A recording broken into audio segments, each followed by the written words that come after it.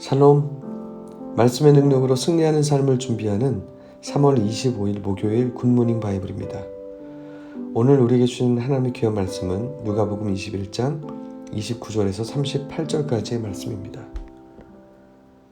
이에 비유로 이르시되 무화과 나무와 모든 나무를 보라.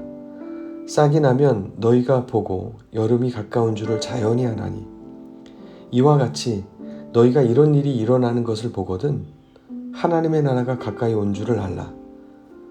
내가 진실로 너희에게 말하노니 이 세대가 지나가기 전에 모든 일이 다 이루어지리라.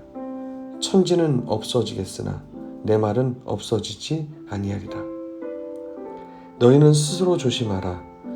그렇지 않으면 방탕함과 술 취함과 생활의 염려로 마음이 둔하여지고 뜻밖의 그 날이 덫과 같이 너희에게 임하리라.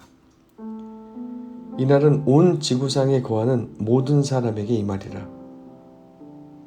이러므로 너희는 장차 올 이 모든 일을 능히 피하고 인자 앞에 서도록 항상 기도하며 깨어있으라 하시니라. 예수께서 낮에는 성전에서 가르치시고 밤에는 나가 감람원이라 하는 산에서 쉬시니 모든 백성이 그 말씀을 들으려고 이른 아침에 성전에 나아가더라. 아멘.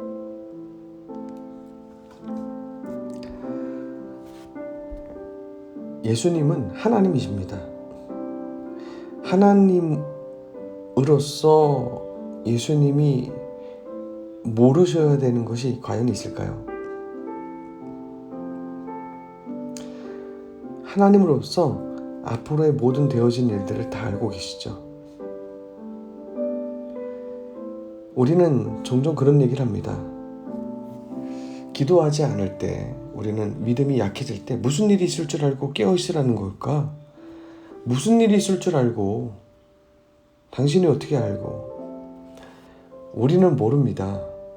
우리는 앞날을 예언하거나 예측하지 않습니다. 다만 시대를 분별할 수는 있습니다.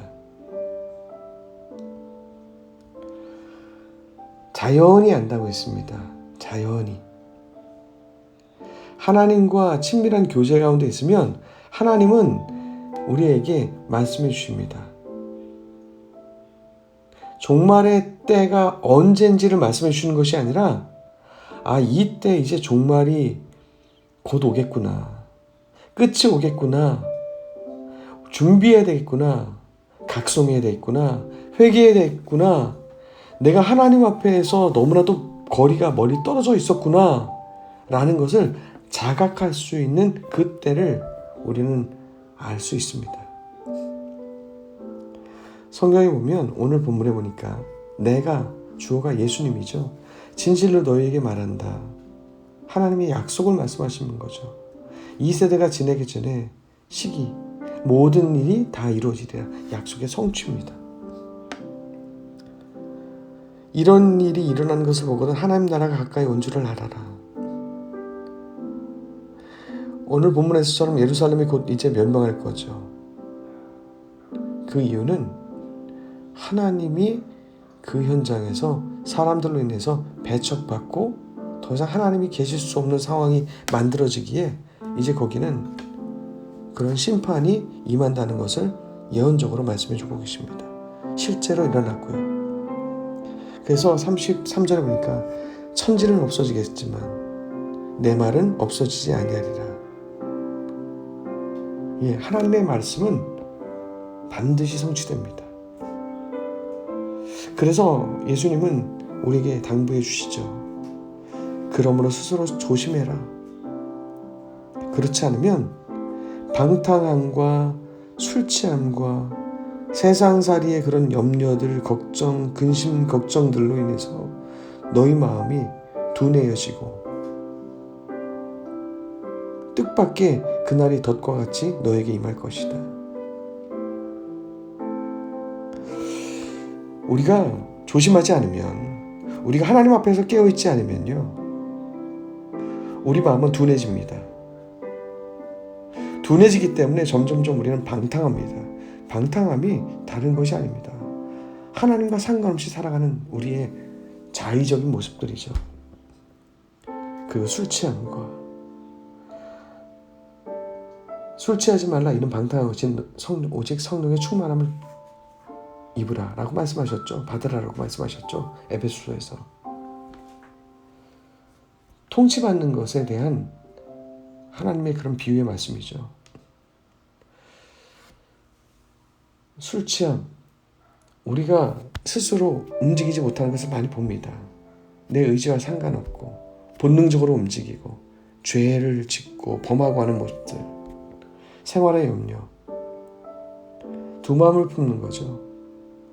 자연스럽게 우리 마음은 둔해질 수밖에 없습니다. 그래서 조심해라라고 말씀하고 있습니다. 여러분, 개인적인 종말은 예외가 없죠. 모든 사람의 개인적인 종말은 예외가 없습니다. 그렇기 때문에 우리는 끊임없이 하나님 앞에 서도록 항상 기도하고 깨어 있어야 됩니다. 우리가 준비해야 될 게 뭘까요? 성경은 강조하는 것이 있습니다. 마음을 굳게 하라고. 역대하 12장 14절에 보면 르호보암이 악을 행한 이유는 그가 여호와를 구하는 마음을 굳게 하지 아니함이라 라고 했습니다. 르호보암이 하나님을 떠난 이유는 여호와를 구하는 마음을 견고하게 세우지 않았다는 거예요. 마음을 지키지 못했다는 거예요. 사도행전 14장 22절에 보면 마음을 굳게 할 때 믿음에 머물 수 있다고 말씀하고 있습니다. 우리는 오늘도 우리는 견고하게 세워야 됩니다. 우리가 신앙생활 하다 보면 교회 안에서도 공동체 안에서도 믿음이 견고하게 세워지는 사람이 있는가 하면 마음의 상태에 따라서 신앙을 놔버리고 교회를 등지고 하는 경우가 참 많이 있습니다. 어떻게 저 사람이 저럴 수가 있지? 이유는 분명합니다. 그 마음에 여호와를 구하는 마음을 견고하게 세우지 않아서 그렇습니다. 다른 말로 할까요? 믿음이 연약해서 그렇습니다.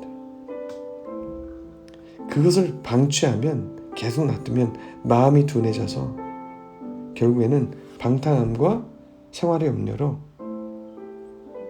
그 마음속에 평안함은 찾아볼 수 없고 그냥 헛된 이상들만 쫓다가 허비하다가 두려운 가운데 아무 하나님과의 그런 은혜와 동역도 누리지 못한 채 그냥 곤고한 나날을 지낼 수밖에 없습니다. 여러분, 오늘 주님께서 말씀하시죠. 깨어 있으라고. 내일 나에게 종말이 말지 아무도 알 수 없습니다. 하나님 앞에 서서 항상 기도하며 기도하는 가운데 하나님의 음성이 들려지고 기도하기 전에 하나님 말씀이 들려지고 그래서 깨어있음으로 인해서 믿음에 머무는 그리고 여호와를 구하는 마음을 더 견고하게 세워줌으로 인해서 내 심령 가운데 충만한 은혜가 오늘 하루 종일 있기를 주님의 이름으로 축복합니다. 기도하겠습니다. 신실하신 하나님, 자만하지 않게 하여 주옵소서. 여호와를 구하는 마음을 굳게 세우는 하루가 되게 하여 주시옵소서.